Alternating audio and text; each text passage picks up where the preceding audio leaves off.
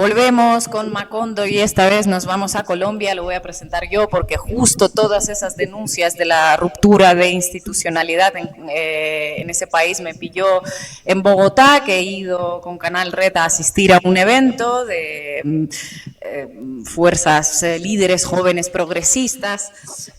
Un evento bastante interesante que merece la pena en algún momento tocar también las actividades que hacen. Bueno, el caso es que en ese momento salió el primer comunicado del presidente de Colombia, Gustavo Petro, hablando de la ruptura institucional y de una suerte de golpe judicial en marcha. Por un lado, se suspendió desde la Procuraduría al canciller colombiano Álvaro Leiva, algo que es no tiene precedentes en la historia de Colombia. Por otro lado, la Fiscalía ordenó allanar el sindicato de los maestros por sospechas de un supuesto financiamiento de la campaña de Gustavo Petro.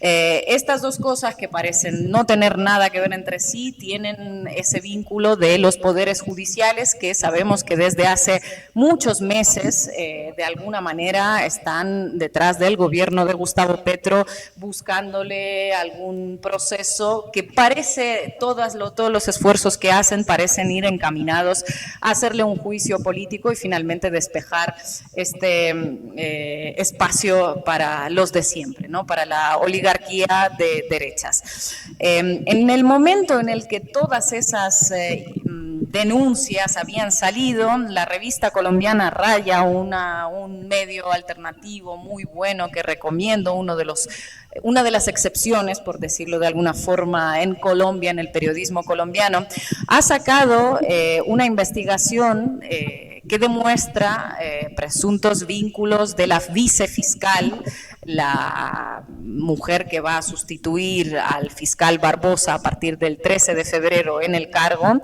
a la vicefiscal Marta Mancera, unos vínculos con el narco. Para hablar de esta investigación, para hablar de lo que está pasando en Colombia, para hablar de lo que huele sospechosamente a un lofer de manual, tenemos hoy con nosotros al director de la revista Raya, Edinson Bolaños, que nos va a dar más detalles. Edinson, muchísimas gracias por estar con nosotras. Buenas tardes en Colombia, desde México, Argentina y Uruguay te saludamos.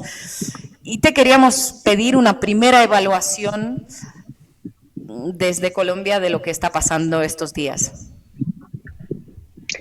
Hola Ina, buenas tardes a todos, a ti en México, a los dos compañeros en Uruguay y en Argentina. Es un placer estar en este espacio. Pues la primera mirada que tenemos que dar es lo que ha sucedido precisamente el día de hoy en Colombia.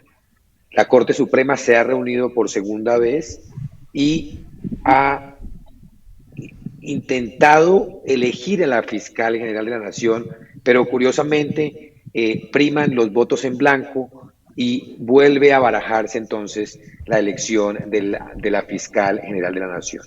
El presidente en agosto del año pasado presentó una terna de mujeres, todas mujeres, que no ha tenido tacha hasta hoy. De hecho, no ha tenido ningún escándalo en la prensa y lo que se dice de los analistas que conocen a estas tres mujeres es que las tres ni siquiera conocen al presidente de la República. Es un hecho excepcional en la historia de Colombia por lo que en los otros gobiernos lo que ha sucedido es que han llegado fiscales, como se ha dicho popularmente, de bolsillo, es decir, cercanos a los presidentes de la República.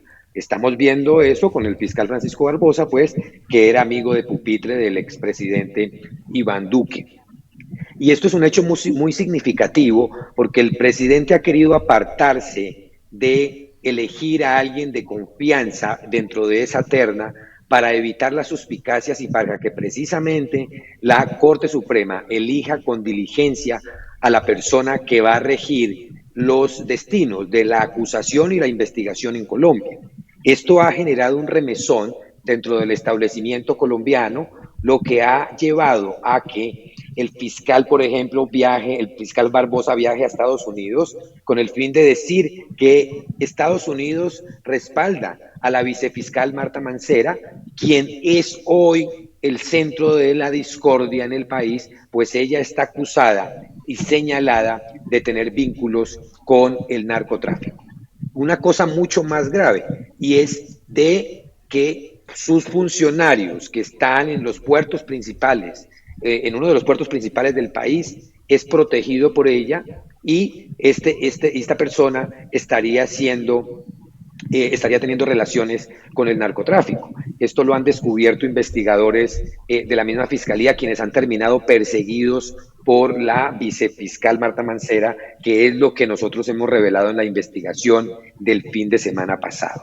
Entonces, hoy en Colombia se cocina un gran molotov que podemos ver cómo se ha reflejado en las calles, precisamente de las principales ciudades del país. Hoy han habido movilizaciones exigiéndole a la Corte Suprema de Justicia que elija, como la Constitución se lo ordena, la fiscal general en propiedad, y que no deje la interinidad de la vicefiscal Marta Mancera, como lo quiere hoy el establecimiento unido, junto.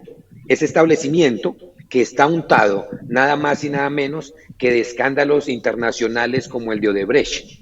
Allí, dentro de esa fiscalía, se ha cocinado la impunidad de los grandes autores intelectuales de ese escándalo de corrupción en Colombia y en América Latina. Y por eso no hay cabezas, ni expresidentes, ni fiscales que han caído por ese escándalo de Odebrecht. Al contrario, los fiscales que permitieron que los directivos de Odebrecht se escaparan, aun cuando tenían órdenes de captura por librar, no las libraron. Dejaron que se escaparan los directivos y después sí libraron las órdenes de captura cuando ya no había cómo capturarlos, cuando ya estaban en Sao Paulo. Entonces, lo que está en juego no es cualquier cosa.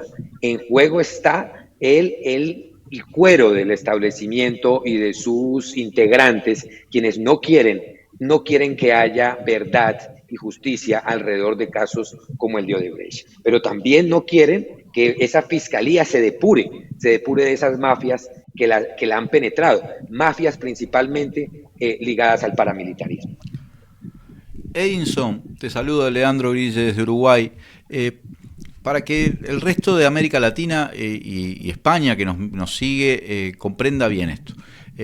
Claramente, si hoy el Pleno de la Suprema Corte de Justicia colombiana no designaba a una nueva fiscal elegida de la terna que había enviado el Poder Ejecutivo, entonces queda como subrogante, digamos, automática a partir del 13, cuando vence el actual fiscal Barbosa, que además de ser fiscal es una figura muy ligada a la oposición o a la derecha colombiana, queda la vicefiscal, Marta Mancera, que ustedes han revelado las conexiones que tiene con el narcotráfico, pero que también es una opositora.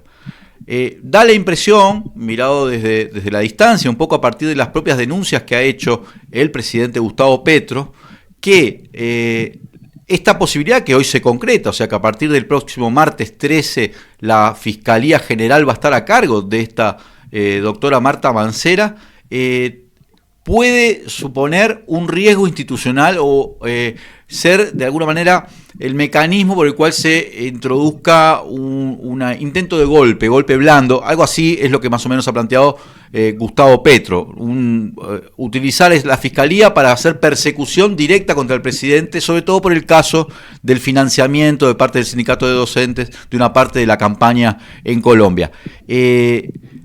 Ya hoy hubo movilizaciones frente a la Corte Suprema, sobre todo impulsada por los maestros, pero también otros sindicatos del Estado y por la gente de Petro, pidiendo, pero no lograron que se designara una fiscalía. ¿Crees tú que realmente Marta Mancera va a avanzar en el intento de levantar cargos contra el presidente, de intentar que, bueno, de algún modo Petro entre en un proceso que haga inviable que él complete su mandato? Es muy probable que en Colombia se materialice lo que en América Latina ya hemos visto en otros países y que todo el mundo conocemos como el lawfare. Y hacia allá, digamos, apunta el establecimiento unido, hablando del sector económico, de los medios de comunicación y de los partidos políticos hegemónicos y que han gobernado en los últimos 200 años este país. Y ese lawfare está por el lado de una figura que existe en Colombia solamente, que es la Procuraduría, que es la que la Comisión Interamericana de la Corte Interamericana de Derechos Humanos ha dicho debe debe abolirse porque no puede perseguir a los funcionarios elegidos por voto popular, que es lo que hace la Procuraduría a través de una procuradora que es evidentemente de extrema derecha y que ha estado ligado al gobierno del expresidente Iván Duque. Por otro lado está la Fiscalía, que es la que ellos no quieren soltar, porque a través de la Procuraduría y la Fiscalía es por donde van a arrinconar al presidente Gustavo Petro, pues ya vemos cómo han allanado, por ejemplo, las instalaciones de FECODE, de este sindicato de maestros, para buscar por donde acomode lugar que se demuestre que se violaron los topes de financiamiento en la campaña presidencial.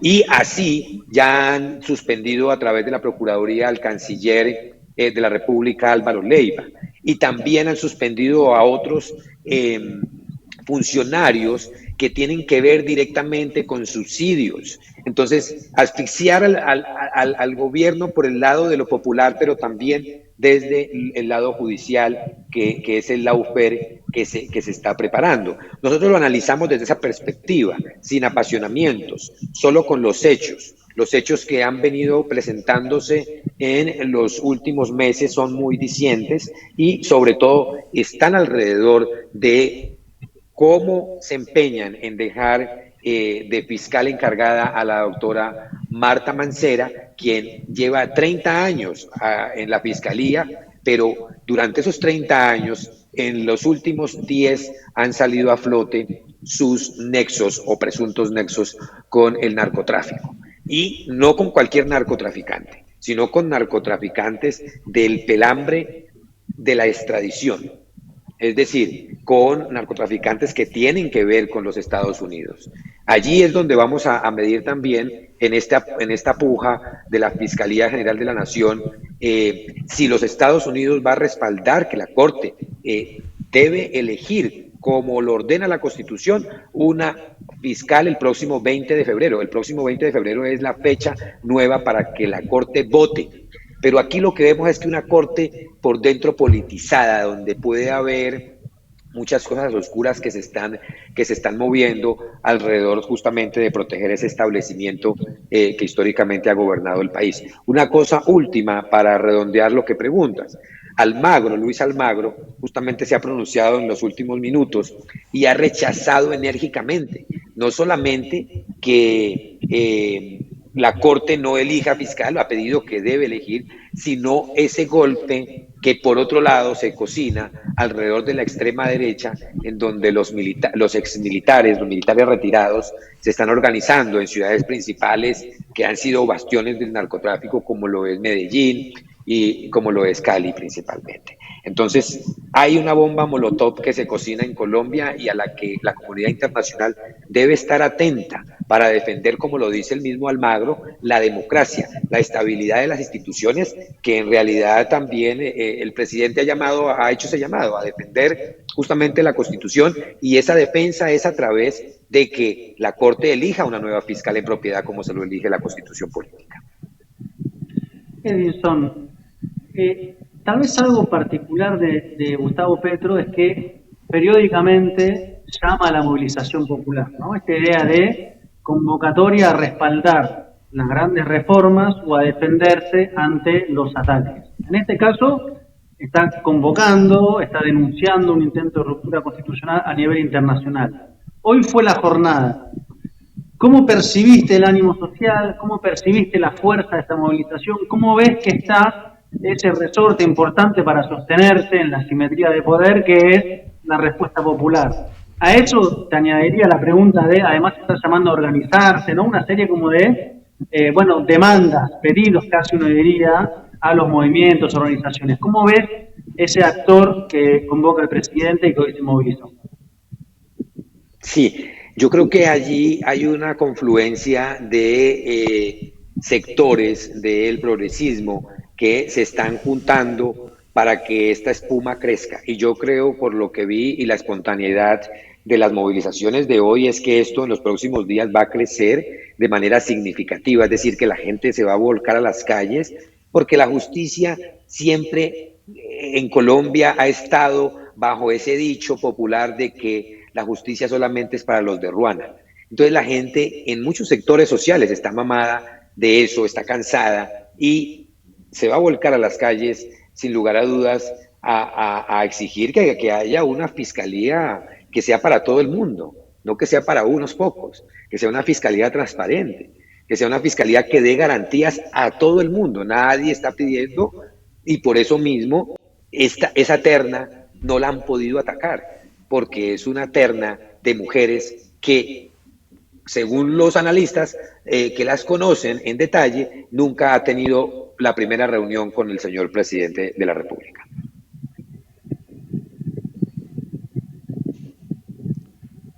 Está sin audio.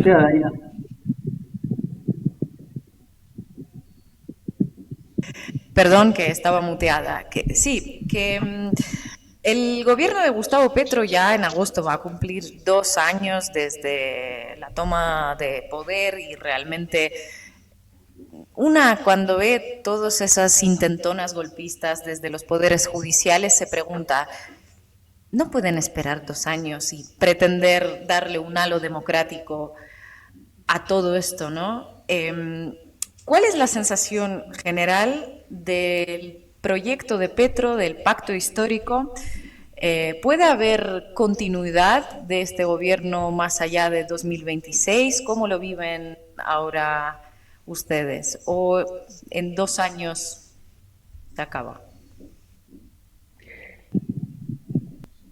Puede ser un análisis un poco prematuro porque aún faltan 2 años de este gobierno, pero consideramos que esto que hemos analizado precisamente, estos poderes unidos, el comunicativo, el judicial, están confluyendo en un discurso en el que esa base popular que ha apoyado justamente al presidente de la República, pues hoy lo rechace, con un discurso donde digan, ay, nos están subiendo la gasolina, ¿sí?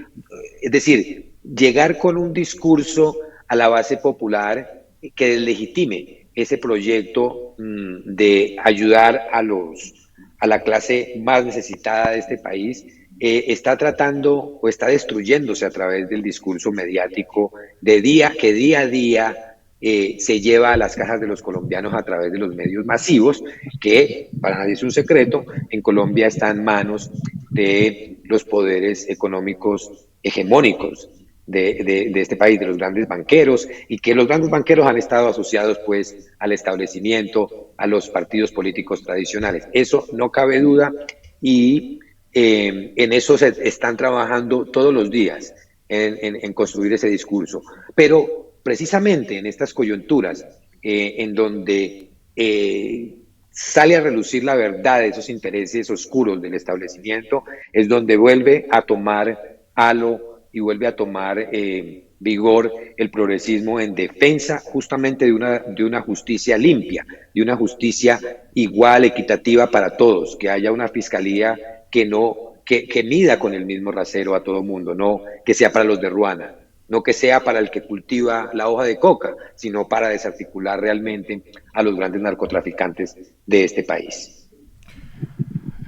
Edinson, hagamos mención también, o analicemos un poquito, otra parte de esto que viene denunciando el gobierno de Gustavo Petro, que es la suspensión del canciller Álvaro Leiva. Esto es un fenómeno muy, muy extraño en América Latina, creo que en el mundo. O sea, la Procuraduría es capaz de suspender a un ministro, en este caso al ministro de Relaciones Exteriores, por varios meses. Conocemos que el caso refiere a la licitación de los pasaportes, un negocio millonario, pero más allá de eso, en el contexto de esta suspensión se anuncia el pasado 5 de febrero, desde La Habana, luego de la 6ª ronda de negociaciones del gobierno con el Ejército de Liberación Nacional, la guerrilla más grande que existe en este momento en América Latina y la más vieja incluso en Colombia, una extensión del cese al fuego que había comenzado hace 6 meses por 6 meses más, que ahora incluye además la práctica del secuestro, cosa que es, creo, completamente inédita, porque hasta ahora el ELN no había dejado esa práctica, ni siquiera en el contexto de cese al fuego, lo que da indicios de un proceso de paz mucho más serio y con posibilidades reales de ir hacia la paz total, creo yo, el leitmotiv de la Cancillería de Leiva. Por otra parte, el político o ministro de mayor edad en Colombia, que se ha planteado que eres el ministro de Relaciones Exteriores y Paz, ¿no? ¿Cómo analizas esto de la Procuraduría? ¿Está intentando de alguna manera obstaculizar el proceso de paz? ¿Es una búsqueda? ¿Tiene otras intenciones políticas más allá de la que dice sobre la licitación de la confección de los pasaportes? Sí, ya analizábamos el lawfare que se está planeando alrededor de Procuraduría, de Fiscalía que decimos. Evidentemente los avances en el proceso de paz con el ELN son significativos. Se avanza en la construcción de una agenda que pueda permitir avanzar en esos temas estructurales que tiene el país, como el hambre, la desigualdad en la educación, en el acceso a la salud. Todo esto está siendo atacado en el Congreso de la República. De hecho, las reformas que ha presentado el presidente han terminado en varios fracasos en este tiempo que lleva de su gobierno. ¿Por qué? Porque pues definitivamente ahí también el Congreso está representado por las mayorías de un establecimiento que no quiere que se le quiten privilegios, ¿no? Privilegios como, por ejemplo, tener el acceso a la salud de una manera distinta como la tiene la clase baja, la clase media, que si bien ellos se escudan en decir que hay acceso para todos, pero la calidad no es lo mismo. Entonces, en ese sentido, es que ese proceso de paz pretende avanzar en esos temas estructurales del país. Y pues la suspensión del canciller Álvaro Leiva, pues sin duda tiene que ver con una licitación, digamos, una contratación específica, pero pues para nadie es un secreto que es uno de los artífices de el acercamiento entre el gobierno de Venezuela y de Estados Unidos también, pues el mediador también para que Colombia recompusiera sus relaciones con Venezuela. Entonces ahí hay una forma de desestabilizar a una ficha internacional como lo es el canciller Álvaro Leiva, que tiene el gobierno de Petro. Edinson Bolaños, hoy con nosotros en Macondo. Edinson, muchísimas gracias por atendernos, por tu tiempo. Insisto con los seguidores nuestros que le echen un ojo a la revista Raya, que se suscriban a sus redes. Realmente es una muy buena alternativa periodística para estar informados sobre lo que pasa en Colombia. En fin, más revistas Rayas y menos revistas Semana.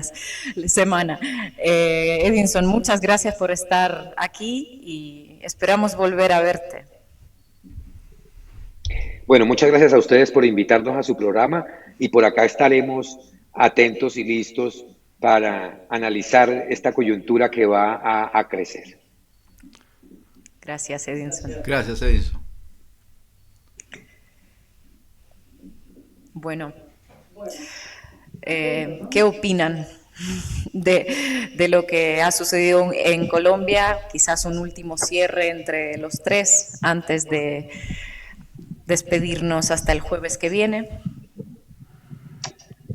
A mí, digamos, no me sorprende ni que estén intentando presionar al máximo a Petro, ni tampoco de dónde provienen, ¿no?, los dispositivos, la cabeza de la Fiscalía, grandes medios, algo que es una arquitectura bastante conocida, ¿no?, ya en América Latina.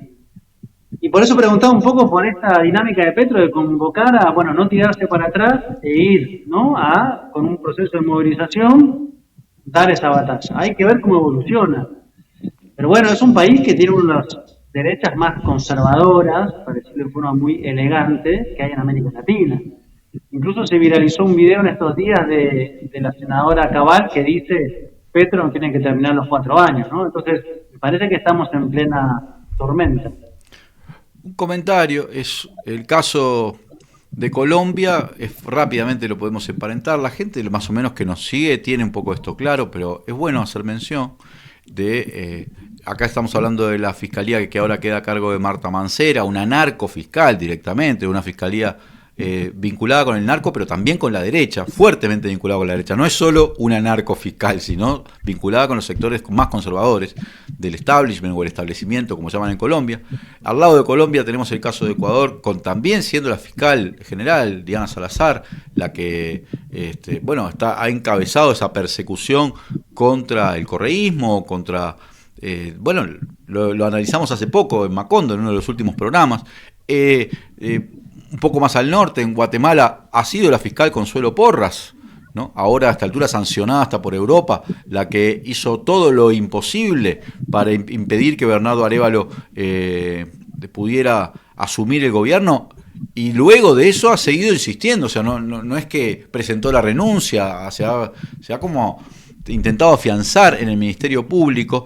Y si recordamos, en los últimos años los procesos de lawfare también fueron protagonizados por este tipo de figuras. Fiscalía, fue el fiscal también en Brasil, fiscal Sergio Moro. Solo quiero hacer un comentario porque no hay que confundir todo con lawfare. También se dan otros procesos judiciales en América Latina y que hay que mirar con mucha atención, porque todo esto al final va a terminar generando su propia respuesta con el tiempo. Y hoy, en las últimas horas, sabemos que el Alexander de Moraes en Brasil ordenó el allanamiento y retirar el pasaporte de Jair Bolsonaro, que ahora sí está muy complicado, porque se allanó a muchas figuras y se encontraron elementos probatorios, de algún modo, de que Jair Bolsonaro participó en lo que fue aquel sonado intento de tomar la Plaza de los Tres Poderes, Planalto, ¿recuerdan? En Brasil, imitando un poco lo que había dicho Donald Trump.